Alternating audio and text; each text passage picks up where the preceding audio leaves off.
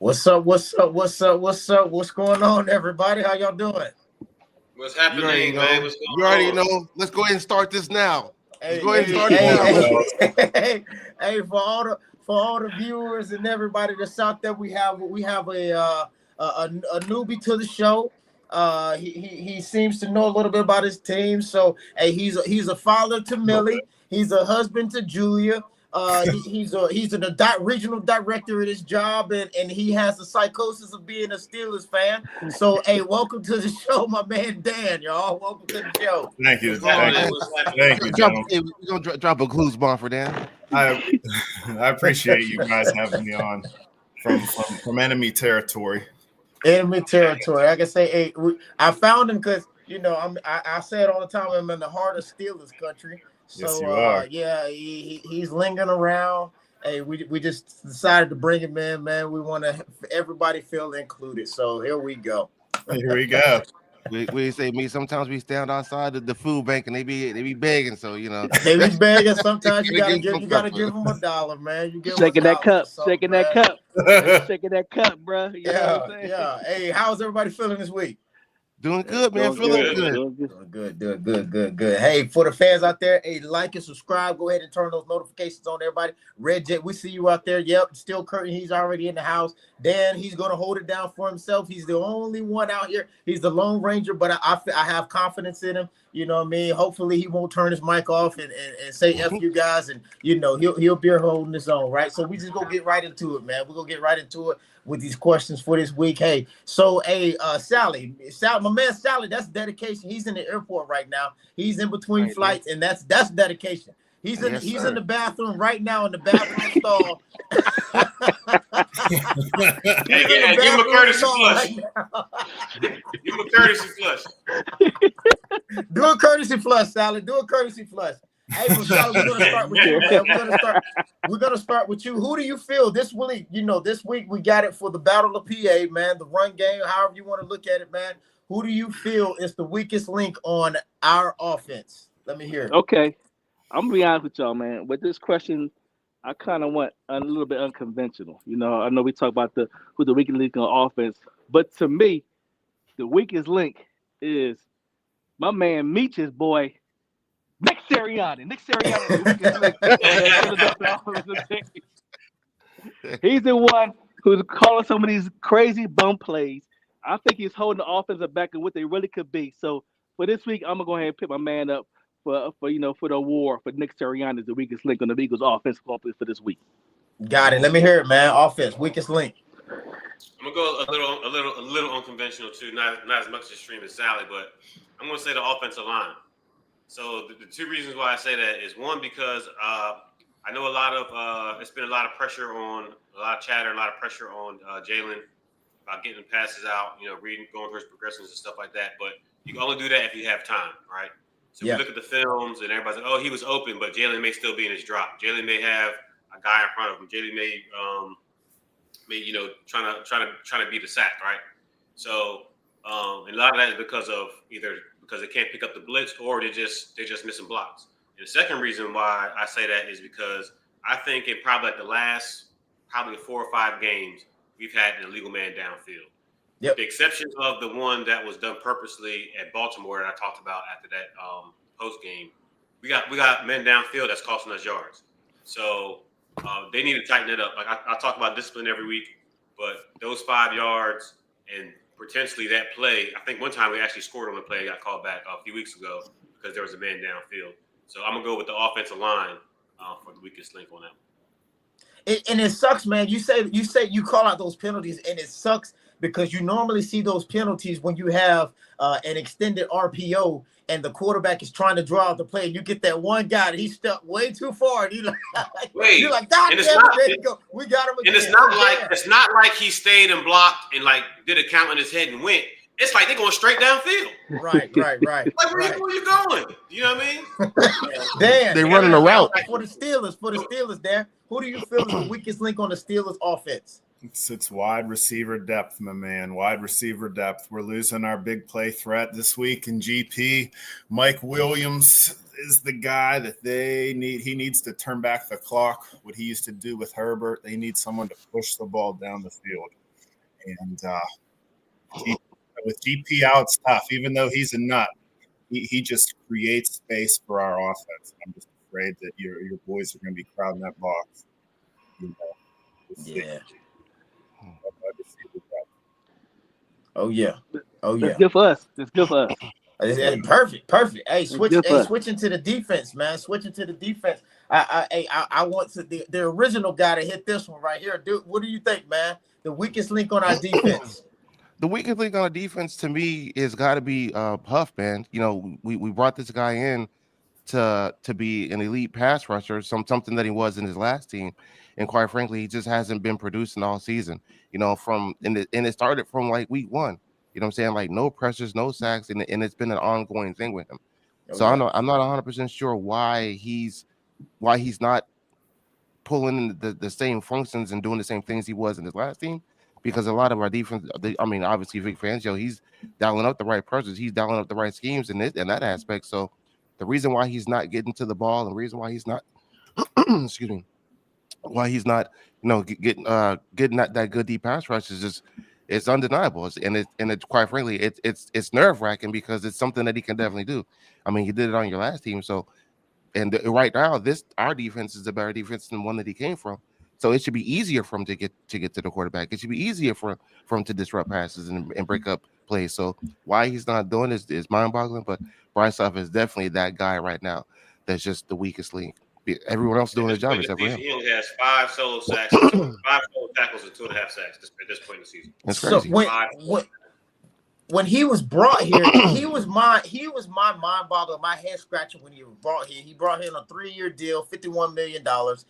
He was brought here to be the younger coming of Hassan Reddick. That's what that whole thing got in. He came in here. They thought he was going to do some stuff. He was my head scratcher from the beginning because he really wasn't that productive where he came from. I mean, he was all right, but he wasn't productive enough for a 3-year, $51 million deal. So he presented problems from day one, and he regressed as he got here.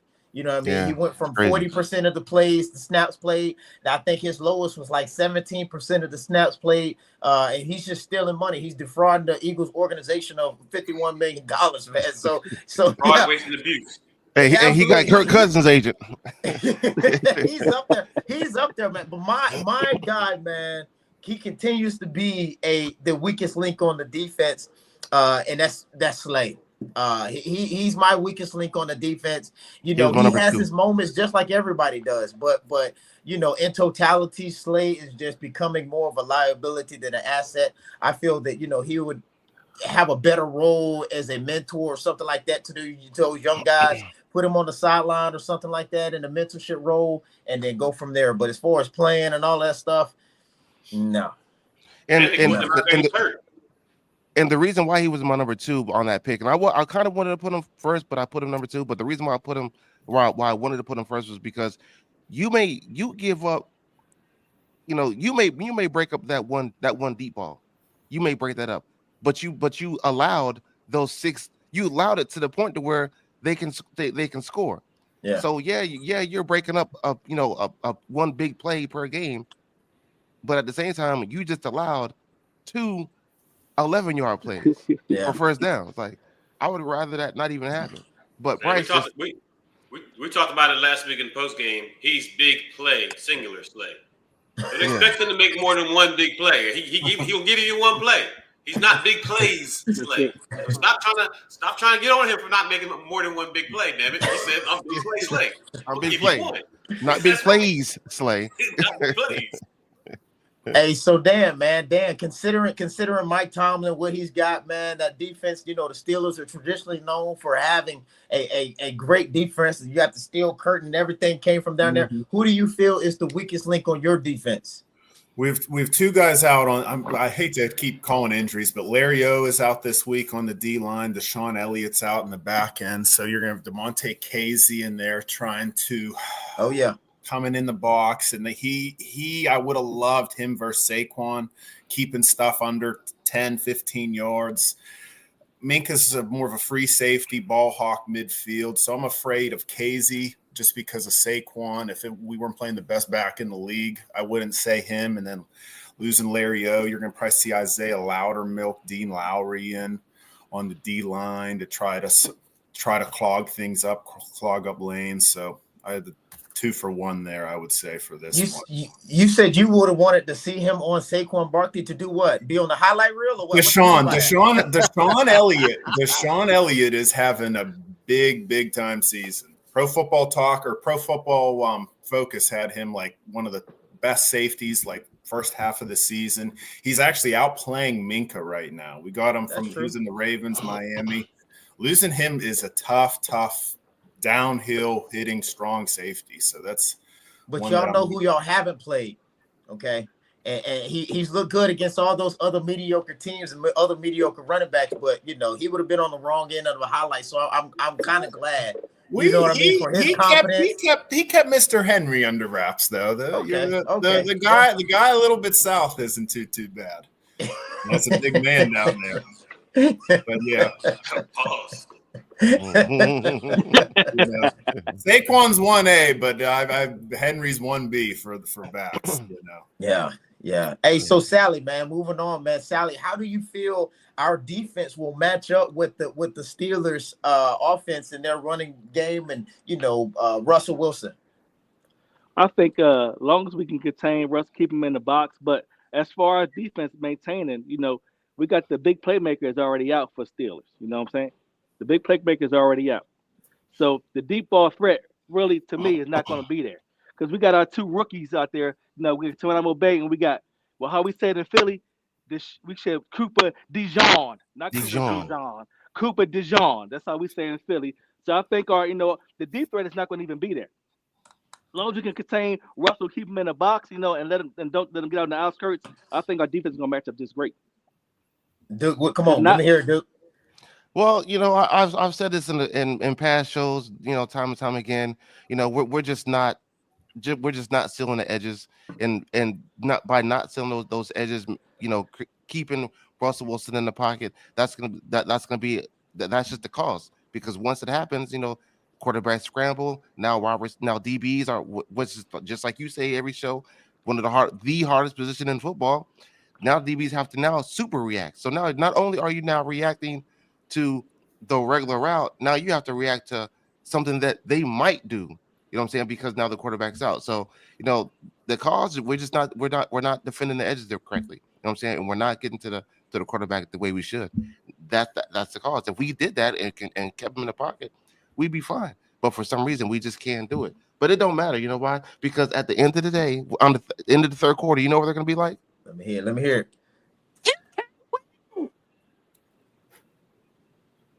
You can't win. You can't win. I was waiting for it. I needed everybody's attention. We gonna have to get tech support, man, because I ain't hearing damn thing.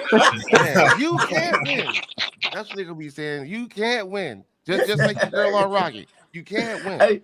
Hey, but traditionally though, sometimes, man, when you have those key injuries, man, Russell Wilson, like I said, everybody knows he's a Super Bowl, winning quarterback. He's kind of rebranded himself with the Steelers. So, the stuff that they had in Denver with him and the coach not meshing out, he got that bad rep. Now he's back here doing his thing. He's 6-1, 7-1 since he's been back, since he started. So Russell Wilson is doing his thing. Sometimes when you have those key injuries, like GP is out, like Dan keeps mentioning, a lot of times those backups, sometimes they have good games. You know what I mean? Yeah, Russell Wilson, all they got to do is catch the ball. That's what they get paid for. And Russell Wilson knows how to do that. He got a rocket on him. He definitely got a rocket on him. Mike Williams is the big X factor. If he catches the right guy open and he catches the ball, it's curtains. Williams, gentlemen. Mike Williams, that's the big X factor in this, because if Ross could hit some of those moon balls, he hits 1 or 2 on them. That and TJ Watt turnovers. That's the way. That's the way that they could rock this game for the Eagles' pride. So since we're talking about rocking the game, then how do you feel? The offense, your offense will do against our defense. Number 1 ranked defense. You know what I mean? We have weapons on all sides of the field. What do you think you're gonna do? Oh, I know. I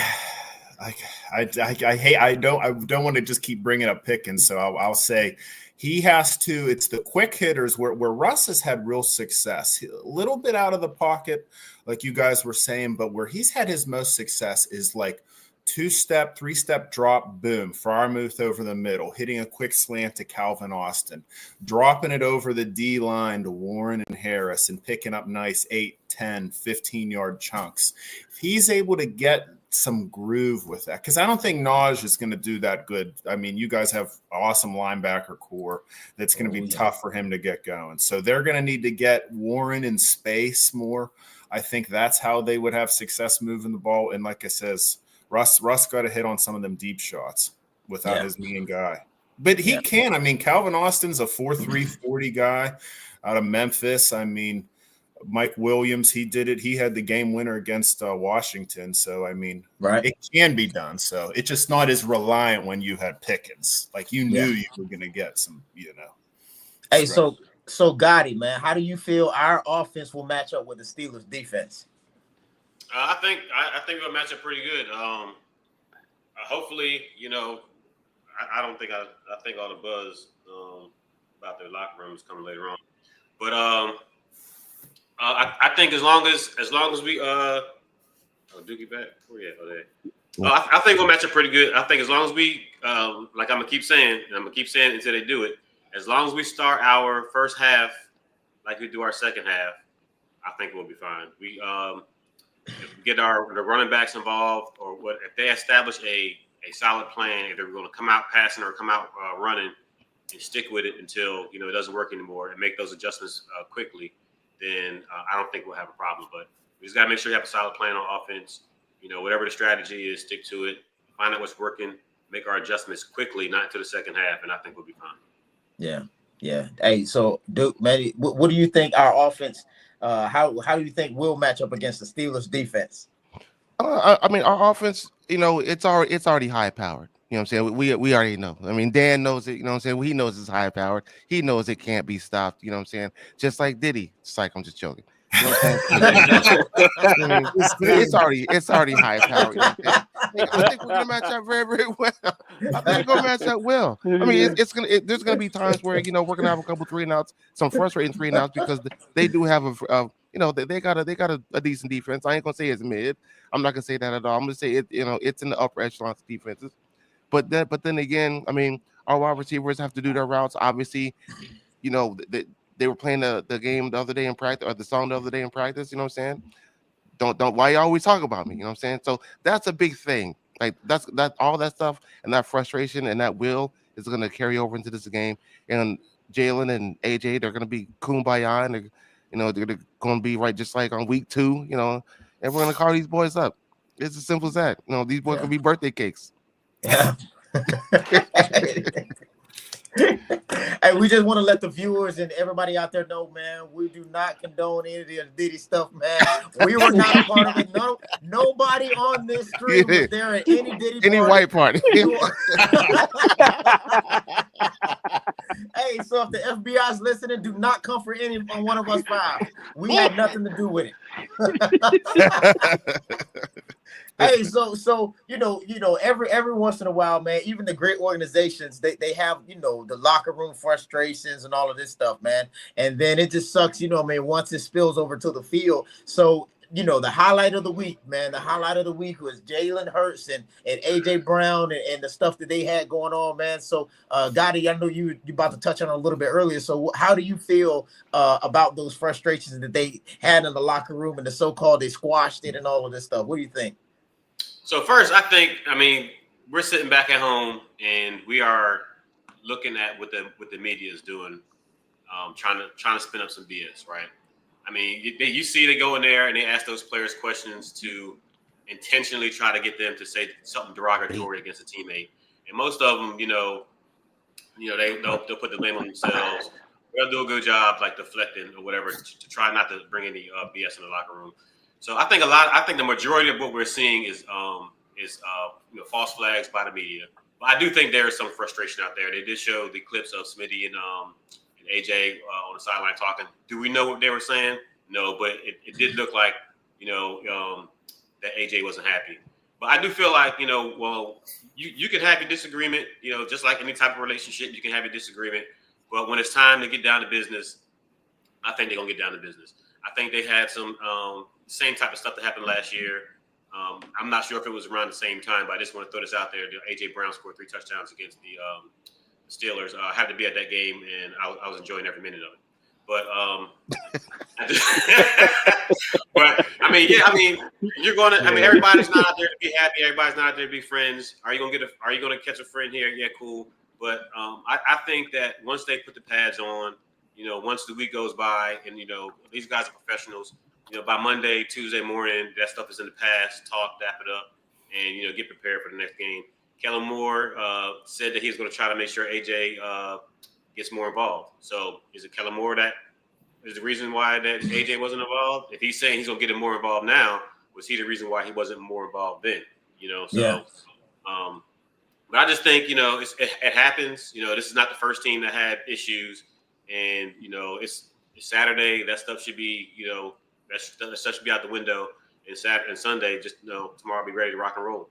Right. Yeah. Hey, so they talking about, Kellen Moore did say he's going to get him the ball more and all of this stuff. Hey, so Sally, considering those comments and the frustration that they so-called had in the locker room, how do you feel that will play out on the field with them trying to force the ball to AJ, so to speak? Well, first of all, I just want to, my man, BG, he knows. Yeah. I know he know the saying, snitches get what?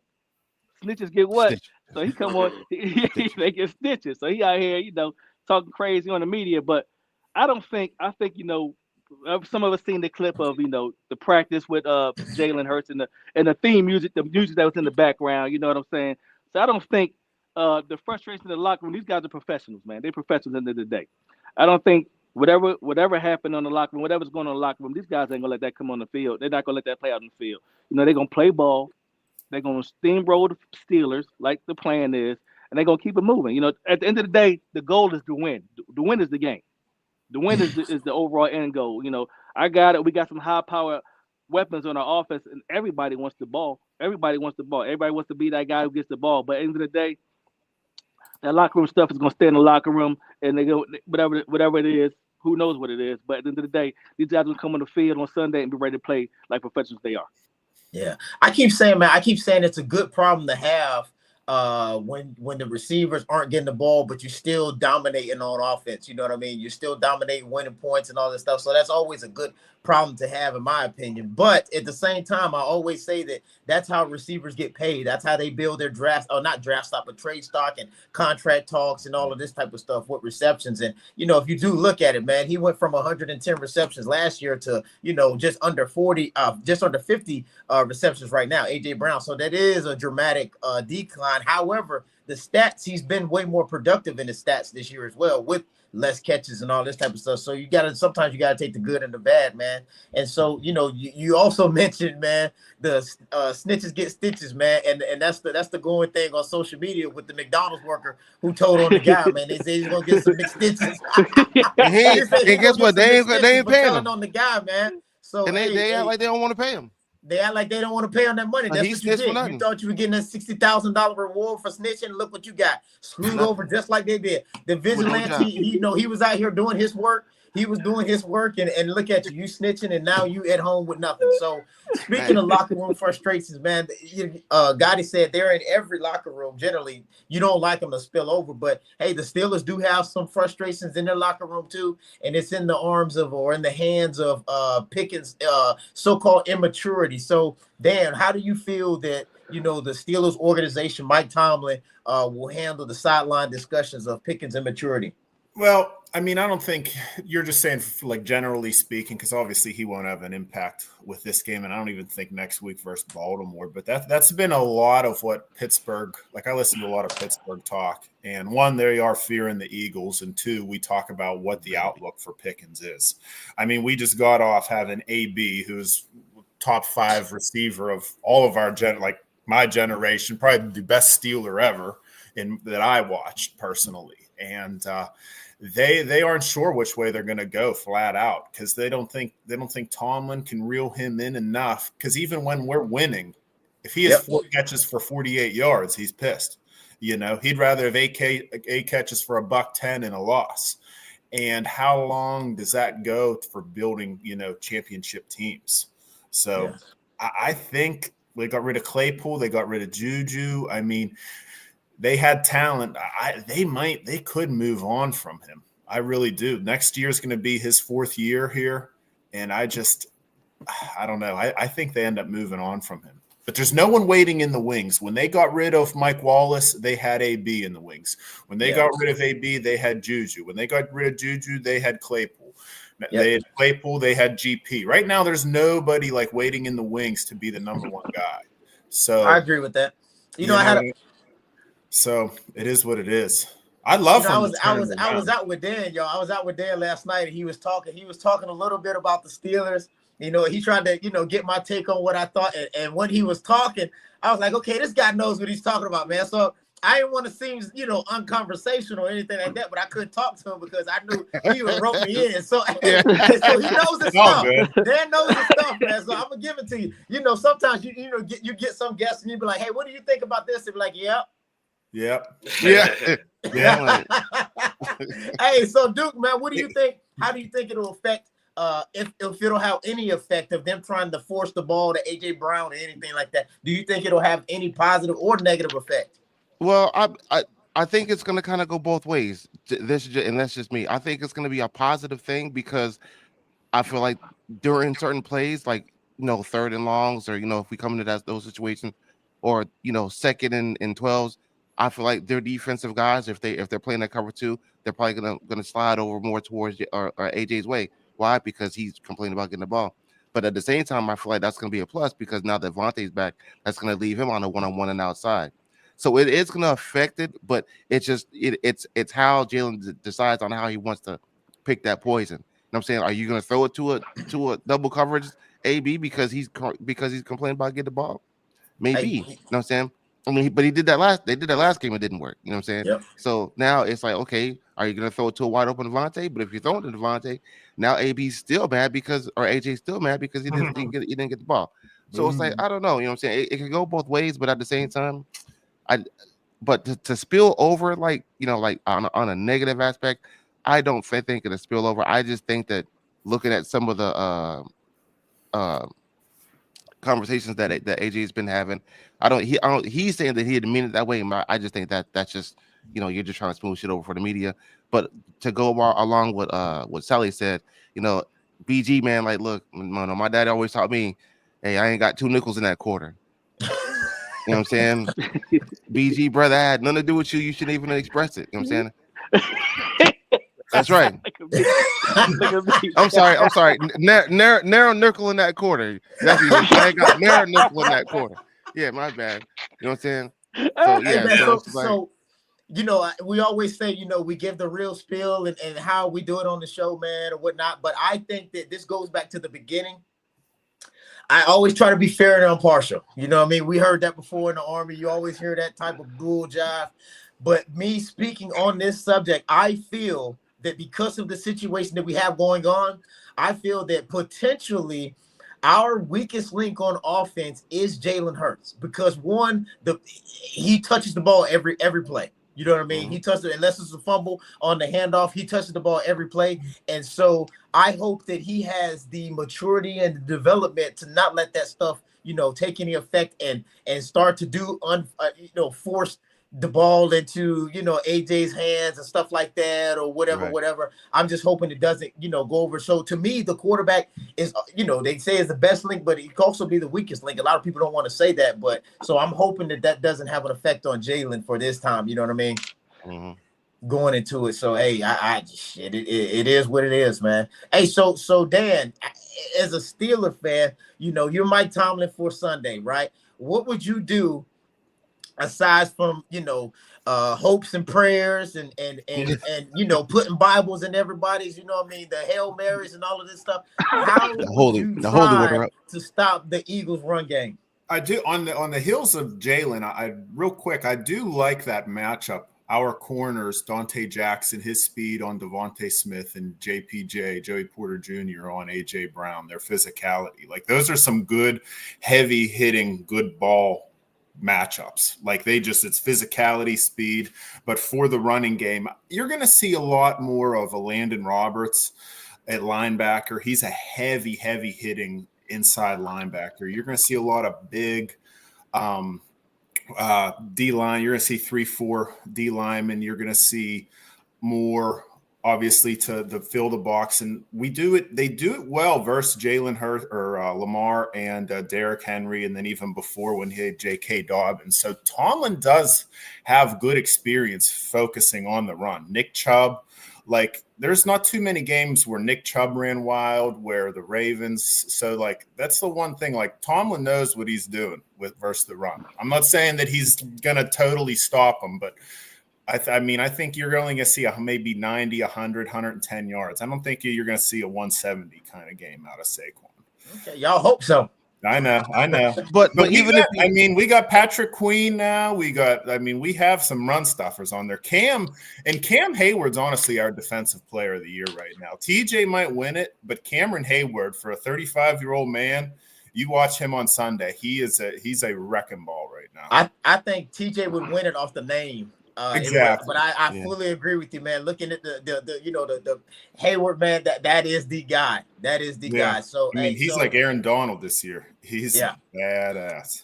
So Dan, question just for the Steelers though, because we're not, he's not dominating defenses like Jalen Carter, Carter and all of them boys. But hey, for the Steelers, he's all right. I don't know. He's pushing almost 10 sacks now. He's a force right now. You keep an eye on Cam Sunday. I don't mind the pressure being on that guy. Yeah. So Dan, question: Do you think Saquon's run numbers are going to be contributed to your defense, or do you think it's going to be contributed to Jalen throwing the ball, like we were talking about earlier? Because if we're throwing the ball more, of course, it's not going to get that many touches. Yeah, no, I think that it'll bring it down, just because Tomlin's going to play a lot more in the box, and he's going to want to force Jalen Hurts to win this game, like he's done with Lamar in the past. He's going to put 7-8 in the box, and that's how he's going to have those one-on-one matchups. Joey Jr. That's how we're going to try to win it. And for the first quarter, probably. Yeah. Keyword, you just say try. I'll give you that. But that's how he's going to try to do it. He got to watch so Joey Porter doesn't get too many, like he says it, foul and Shaq. But the only problem with, that was 1-2 free throws. You foul A.J. Brown, you're going to go on the goal line if you foul or you PI in the end zone. So I don't know. I think that they're gonna sell out to stop the run, and they're going to try to put it on Jalen. Hey, so got it, man. Speaking of our run game, man, what do we need to do? Should we run it more? Do we have, more ball distribution? How would you do it? You Kellen Moore for Sunday. So one of the advantages that we have that we do pretty well is the RPO. Yep. So I think if we establish the running game and the passing game early, then the RPO is what's going to cripple them. Right. So if the RPO is open, if the linebacker or the defensive end is not crashing down on the running back, we're going to have a hell of a day running. Crashes down on the running back, and we get those defensive ends getting out in the flat, or maybe Jalen can hit a receiver streaking, then I think we'll have a hell of a day. But we got to make sure we establish that stuff early. Make sure we establish both sides or both aspects of the game so the RPO can be more effective. It's not effective. Nobody's scared of the RPO if you're not running. Nobody's scared of the P if you can't pass. So we established the run and the pass early, catch them off guard, the RPO. Once they think they have the RPO down, that's when we start getting Jalen on those quarterback draws. I think we don't utilize the quarterback draws the correct way. Once we establish a good passing game, once he drops back and those linebackers get back in their drops, then he should take off. But I don't think we should be utilizing those draws on 2nd and 1 to get 7 yards. That's something that you should use for like maybe third and 3 or something like that. But establish both aspects of the game and then utilize the RPO. Absolutely, man. And it's traditionally seen as well, man. The designed run plays for Jalen, he usually has a lot more success than, the scrambles, running towards the sidelines and stuff like that. Once they design, just like Gotti said, man, you incorporate them at certain times when they should be put in there, and that's when he usually has great success, man. So what, on the opposite end of that, Sally, man, on the opposite end of that, you're Vic Fangio for the day. What do you do to stop the Steelers' run game? Stop the Steelers run game. First, we got to plug the gap. Like, Jalen Carlos got to get penetration, pause, penetration on the offensive line. You know, once we get to that offensive line, we have to tackle. We can't be missing any tackles. We can't miss tackles. We have to tackle Harris. As soon as we touch him, we got to grip him up and wrap him up and get him to the ground. We cannot afford to miss tackles on these guys. But if we can go ahead and get that penetration through the O line, then Najee Harris is going to have he's not going to have a good day. I would tell you that. I don't even see him getting over 50 yards. I'm just going to be honest with you. Oh, that's a bold. That's a lockdown, man. That's a bold. Hey Dan, what you got to say on that, Dan? He's been averaging the last 5 weeks, and they're 4-1. So it's not like a end all be all, though. I will say. Right. So, and that's what we keep saying, man. That's why I always say, especially on the back end of your season, you really want to be multidimensional. When you're doing this, man, and I mean by that is, the pass game is effective. You're distributing the ball everywhere. It's, as soon as that one guy, that safety comes up for the blitz, obviously that means somebody's open. So Jalen has to have, the progression, the eyes to be able to spot that stuff fast and pick out the defense when you're going to do it. And so, that'll stop that blitz game by the second quarter. You know what I mean? You blitz them enough and that one man over the middle or something like that, as long as we're not trying to hit AJ for 25, 30-yard bombs, man, because, we got to get the tight ends involved and all of that stuff. And that bolsters the running game that we have. And, it's a two-headed monster. Now you're keeping them guessing. Now they don't know where it's coming from, right? So, traditionally, and I won't say traditionally because, this year it's been a muffle, but, the Steelers kicker has won a couple games for them this season, man. So he's kind of probably number 2 for the MVP, in my opinion, on the Steelers. So how do you feel? And on the opposite end of that, man, Jake Elliott, man, he's missed some kicks. He's missed some kicks. So how do y'all feel that will play out the kicking game, man, the special teams game? Dan, how do you feel that'll play out this week? It could have an impact late. I mean, to me, guys, I think this can be a lower scoring game. Like it could be a 20-17 kind of game. I think there's some weather coming across PA. 2017. So y'all going to lose by 3 points? Seriously, I think it's going to be like a 2017, 20-14. I do. I think the Eagles being at home in the situation it is, and I shouldn't have gave prediction just yet, but when you have a tight game, the field goals start to count. And Boz, that's how they beat the Ravens a couple weeks ago. Tucker missed an extra point and 2 kicks, and Boz was making them from 50. Yep. And Steelers won by 2 points. So it can. I know you guys hope it doesn't come down to a field goal game, but it can. We don't want to see that, but I'm gonna tell you right now, man. Whether it's this game, whether it's the Super Bowl, if we win by 3 points, I'm happy. Yeah. You have a lot of fans. They want total domination every game, and they just don't understand every game. Some teams just match up better than others. You know what I mean? But the key to any victory is to score more points than the other team. So whether that's a safety, whether that's a field, whatever it is, I'll take it. Right. So, Gotti, how do you feel, man? The kicking game, the special teams are going to play out this game. And man, you're bringing this up because it's been a problem, and it's something we talked about before because it's been a problem. But there's only so many ways you can score, right? Touchdowns, field goals, extra points, safeties, and stuff like that. If every team has the opportunity to do one, and one team can't do the other, can't do one of those, can't score a certain way, then you're automatically crippled, right? So now the Steelers had the leg up on us, no pun intended, on the kicking game, on the aspect of scoring, right? So now that also changes. I knew somebody was going to finish. I knew somebody. That's why I like having topics. So now that not only changes an aspect of scoring, it changes the offensive plays, right? So now if we're on the 50-yard line and it's third and whatever, or I'm gonna say on the 30, right? It's third and whatever. It's okay. The scenario is we get the first down or we kick, right? But now we don't have a kicker. So now we have to get the first down on this play. Which player are we going to dial up? And now you have the players and the coaches basically going, consider almost like a 4-down territory situation because that third down is it. Yeah. We don't have a kicker. So it's either get the first down or punt. So that puts a lot of strain on the players, puts a lot of strain on the kicker when we do need him. You know what I'm saying? He might have to kick that game winner. He doesn't have the confidence because he's been winning on his on his own fault or whatever, you know.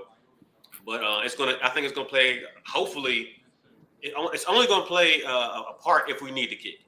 If we get down there and we get our first downs and we score, you know, then we won't have to worry about it. But we can't always think like that, and it's not always going to be like that. Yeah. But we got to get the kicking game. We have to get the kicking game together and fast. Oh yeah, Sally, come on, let me hear it. I think, of course, you know, we know Jake, he hasn't kicked a 50-yard field goal this whole season. He hasn't made a 50-yard this whole season already. But I think now we talk about this kicking situation. In the past, we was like, Nick, you need to go for the points. Was that because we thought Jake couldn't make the field goal? So now, like Gotti said, now we in four down territory where we're going for it on fourth down because we don't have the confidence in our kicker to go ahead and make those kicks.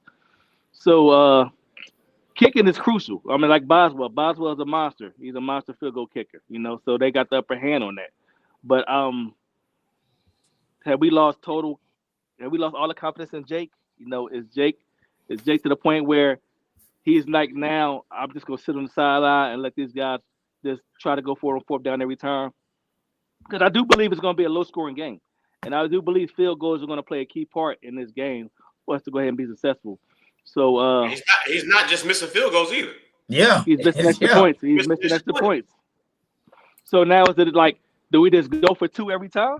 Because we don't want to put this guy out on the field. So I think that our mentality in this game is going to be touchdown every time. Mm-hmm. No room for a field goal. So I think the plan is to go for this score a touchdown every time we get the ball. So if Jake had to come in there and kick a field goal, you know, I'm gonna have the confidence and hope that he can go ahead and still make those 30 to 40-yard field goals. But like I said, anything over 50, I mean, it's suspect right now. Yeah. Hey man, so pushing forward, man. Changing topics here. Everybody knows that, you know, our guy is a few hundred yards away from breaking the rushing record for the season, right? He's a few hundred yards away. He pretty much needs to average 120 yards for the next couple games, and he'll have it. He's been averaging 125 yards with that. So with that being said, you know, considering Saquon Barkley's potential rushing record, dude, how would you balance rest in preparation for the playoffs? Would you go for the record, or would you focus more on the playoffs? It's a tough decision, man. Yeah, I mean, looking at it, I mean, honestly, that would be a conversation I would have to sit down with Saquon and have, because, you know, I don't want to hurt you, or I don't want to potentially put you in or put the team or you in a bad situation to where we don't have you in the playoffs. But then again, I do want you to get that record. So I would tell them, look, we're gonna put you on load management. We're only gonna run you this many amount of times. It's on you to get that record with this many runs and this many, you know what I'm saying? Because what you don't want is a tired Saquon going into the playoffs. You don't want that. I don't think he's going to be tired. I think he's well conditioned, but at the same time, injuries, healing, rest, body, you know what I'm saying? You got to take care of your body. So if it's to the point to where, you know, you got 3 more games left after this game, you know, and now you're averaging, you have to get 180 something yards a game or 150 something yards a game, then it's going to be safe to say that, you know, it's a stretch now. They're trying to get it, and on that last game, if we know you need 200 yards rushing on this last game, like, are you gonna be able to get it? I don't know. You know what I'm saying? So we might just sit you that last game. So hey, so if you were Mike Tomlin, Dan, what would you do? Or if you would, you know, you had a rusher like that of our caliber on your team that was for the record, what would you do in that case? So, like, the one thing that I could compare it to was when we didn't, you know, I know Saquon's king right now, but when we had Lev Bell and AB in our heyday, the Killer Bees and Big Ben, there was a lot of years we didn't have Bell or AB when it mattered most, and it was tough. We couldn't beat the Patriots. We couldn't get past a lot of teams. Denver Broncos, when they won it all. You want that bell cow in January, February, and you got to weigh. Do you want a Super Bowl or do you want a rushing record? You know what I mean? At the end of the day. And there was just too many times. I have too many scars with Lev Bell on the sideline. We were signing Ben Tate a week before a playoff game. We were running Fitzgerald Toussaint, and he fumbled against Denver late when we could have went to the title game. You want that man out there. You don't want Kenneth Gainwell in the NFC title game. You want the man. So with that situation and like what he said with needing, averaging 120 and maybe needing 180, 200 last week, you want that. You want juice in them legs, Yeah. And he's not a young kid either, Got it. What would you do, man? What you think? Do we go for it? Do we rest him? What we do? I say we go for it, not for the Russian title, just to play the game. Play the game. That the Russian title should be secondary. I really love that they showed that clip with Saquon and Nick Sirianni when they played, I think, the Giants. Yeah. He told him he was like 13, however many yards away from his 17. So it was like he didn't care about that. Yeah. You know what I'm saying? He didn't care about that. He easily could have went out there, easily could have got that record. But I think when I learned when I was in driver's ed, the driver instructor told me, when you see something in front of you, don't try to avoid it. Right? If you try to avoid it, you're gonna be, instead of focusing on trying not to hit it, you're gonna hit something else, right? So if we're out there trying to focus on him getting the Russian record, we're gonna lose focus of other things. The focus should be the game, and if it's secondary, he can get that Russian record. Then fine, we'll go ahead and get it. And if he's 13 yards away, we'll say, okay, we'll run these plays just so he can get this record. Cool. If he wants to. He may not want to. If he's sitting on the bench, he's done for the day. Look, coach, I'm good. I'll get it next time. But we got to make sure we just keep focused on winning these games, keep them fresh. Rotate Gainwell in there, but I wouldn't have him in there running just to get the record. And right. I wouldn't think that the Steelers would focus on him on Saquon just to stop him from getting the record either, because it goes back into what I just said. Okay, we're going to stop Saquon from getting this Russian title, and then Jalen Hurts is hitting the receivers with bombs because y'all biting on the RPO. You know what I'm saying? So it goes on both sides. Ignore all the records, ignore all the all the accolades, and just play the football game. Right. Hey, so we talk about rest and conferences and playoffs. I see them in the sidelines, man, in the chat. Those 49ers fans, they don't know what we're talking about right now. They don't understand playoff talk this season. They don't know that. So, Red Jet and Wise, y'all over there talking all this foolishness. We get it. Y'all can't talk about the playoffs right now. Playoffs? Hey, so Sally, man, considering the playoff run that we got coming up, do we play all of our games to, go for number one in the conference, or do we start to rest players for the playoffs? This is another critical decision you need to make, man. What do you think? I say at the end of the day, the goal is to go through the link. Going through the link is the goal. We want everybody to come see us at our hometown, home court advantage. So we can go for the number one. Now, if it gets to a point where we can't get there, where we know we're not going to be able to get it, then we're gonna take it from there. But right now, full steam ahead. The number one spot is the only spot we're going for. So we want everybody to come through the link. So that's the plan. Yeah. Hey, dude, what do you say? Hey, man. Hey, it's like absolutely, man. Hey, it's like Luda. We coming for that number one spot. Hey, we need it, man. Hey, Stephen A. said it the best. If we go, if whoever we play, if they come to the link, he's picking Philly. If we got to go through them boys over there in Detroit, he's gonna pick Detroit. I mean, people can pick Detroit if they want to, but we play fairly decent on the road. I'm just saying. So it's not like they can't get beat.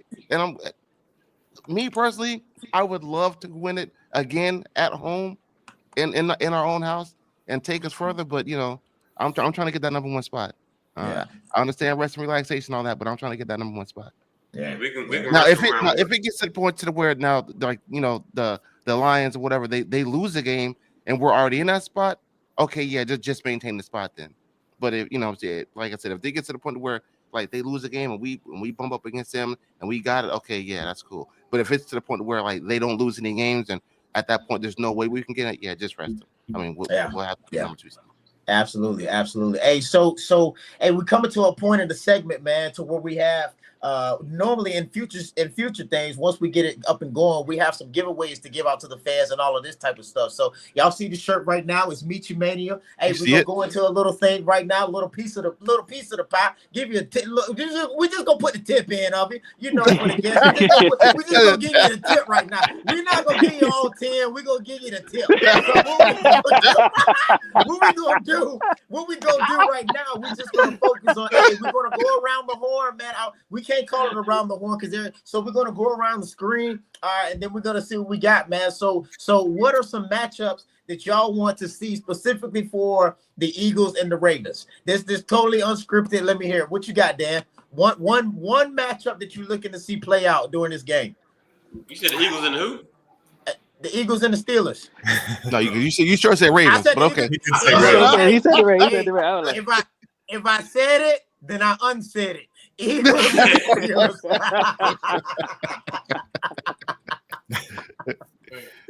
Hey, Eagles and the Steelers, man. Give me one matchup that you're looking for. I like that. For some reason, I know the Saquon one's the focus, but man, JPJ versus AJ Brown, especially from that last time, and Minka too over the top. They're going to bracket roll coverages at AJ at times. They could be late to, if they keeping under wraps Barkley. But I don't know. I like that. The T Higgins one versus Joey Porter Jr. was great. I think the AJ Brown one could be just as good too. Got it. Give me one. Give me one matchup. Dan just stole mine, man. They in Pittsburgh right now, if they're not in Philly already, saying we're not going to let him do that to us again. Okay. Yeah. We're not going to let AJ Brown do that to us again, and that's their motivation right there in that secondary. We're not going to let him do that to us again. So I'm anxious to see how they plan on stopping him, and I'm also anxious to see how AJ if he can be successful against that defense that's trying to stop him from scoring 3 like he did before. So, Sal, let me hear it. Let's go. AJ. They stealing it all, but I'm gonna go like this. I'm gonna go like this. O-line against D-line. That's what I want to see. Okay. That's the matchup I want to see. O-line against D-line. Duke, what you got? I want that TJ against Lane Johnson. I want to see that. Damn it, there we go. That's what I'm talking about, baby. That's right. I want to see it. I knew you was gonna say it. That's a heavyweight matchup. Yes, sir. Give me your best. Lane Johnson, TJ Watt. Yes, that's sir. my matchup right there that I want to see. That's it. Because Kenyon go shut down whoever they throw on him. All of this AJ Brown talking, all of this stuff. He's gonna get his yards. Jordan Davis, you know what I mean? Carter, all those boys on that line, they're gonna show a little domination. I want to see that matchup right there. And I knew that's why I saved you for last, because I said there's a 92.75% chance that we're gonna say the same thing. What was the percentage? 92.75. The game. Hey, whenever I'm teaching the class, when I'm teaching statistics, I tell them 87% of statistics are made up on the spot. So there you go. All right. hey, so around the horn, man, one more time, man. 80 some key matchups. Predictions only, man. Kansas City and Cleveland. Who you got, Dan? Kansas City and Cleveland. Oh, I mean, Kansas City will have an easy time there. 28-17. Like I said, there's going to be weather coming across, but they'll move the ball. Got it. Who you got, man? Kansas City, man. They always find a way to do it. They always find a way to do it, man. That's all I can say. Hey, Duke, Dallas and Carolina. Who you got? Carolina. All day long. Who you got? Oh, he got to flush the toilet? Yeah. Sal, He's washing his hands right now. Sal, you better be using a wet wipe. You better be using a wet wipe. You gonna get on that damn plane, your ass gonna be itching all flight. Oh, he gone now. He dropped his wipe. Hey, Michi, I said one day, I put it on Facebook a while ago. I said, if you in the bathroom and you in the stall and you see somebody stand, or you hear somebody stand up, if you hear that toilet seat clack back on the thing, don't trust them, because they went bareback. That seat was stuck to their ass. Yes. You gotta lay down that bird. You gotta lay down that bird's nest. Yes, sir. You gotta lay down that bird's nest. Yeah. Hey, Dan, we got Indianapolis and Denver. Who are you picking? Denver. Bo Nix is playing well. 21-17. Hey, Sal, you back on here? I'm back. Hey, All right. Dallas Hey, let's and see your Carolina. fingernails. Who you got? Dallas Let and us see your Carolina. fingernails. You know, hey Sal. Oh, there you go. There you He go. said, hell no. He said, "You're not looking at my fingernails." You know that airport. The airport got that one ply. Yeah. That one ply. You're not getting no Charmin in there. Oh no. Look, look here, they're like this. Wait, yeah, it's thumb. It's the thumb.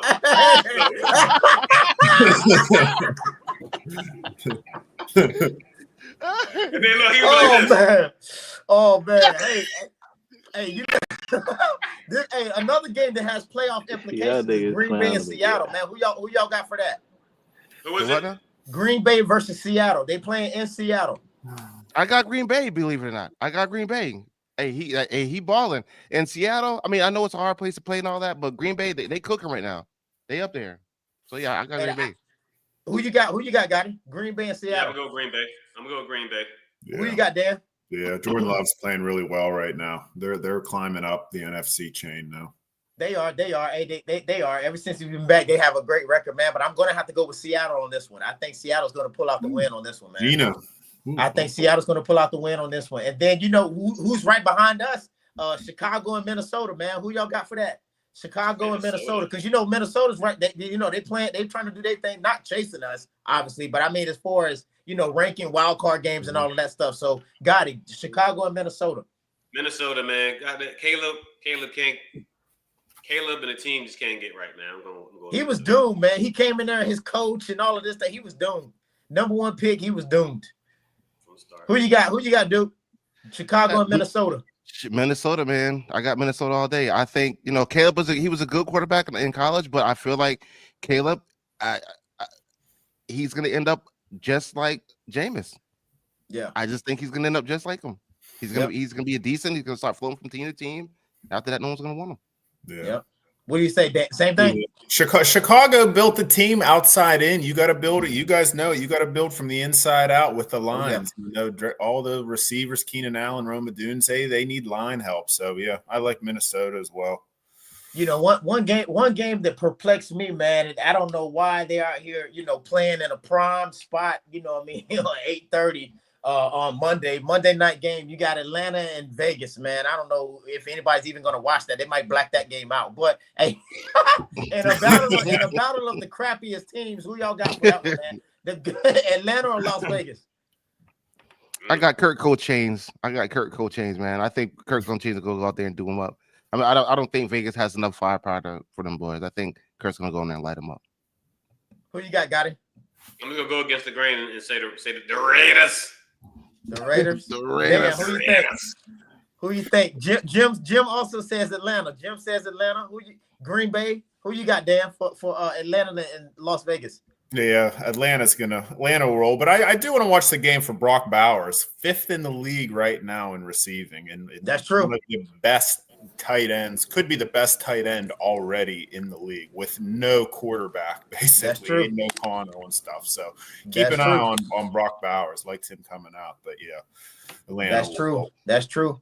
Hey, y'all. So you know, we coming up to the time, man. We like to keep you viewers entertained. We also like to keep you on time. So we thank everybody in the comments for doing their thing. Everybody out here, like and subscribe. Hopefully, Dan, we got you up here. We see you subscribe and be on the show a little bit more or something like that. Whatever we got going on, we thank everybody. Closing rounds. Anything for anybody out here before we close this one out?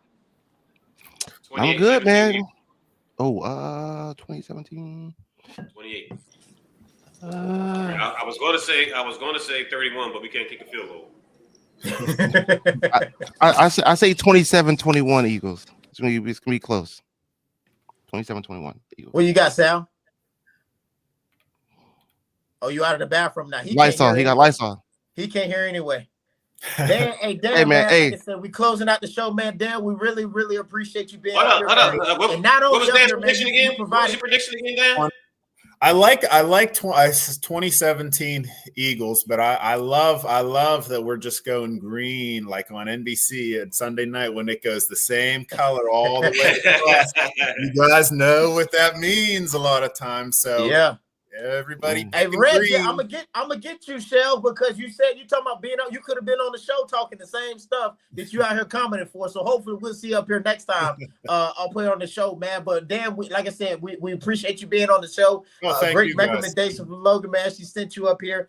She's doing her thing, and you actually were value added to the show. So we appreciate that, man. And we at 1 hour exactly. So hey, love, peace, and hair grease, y'all. Play our start music. We got it. We out of here.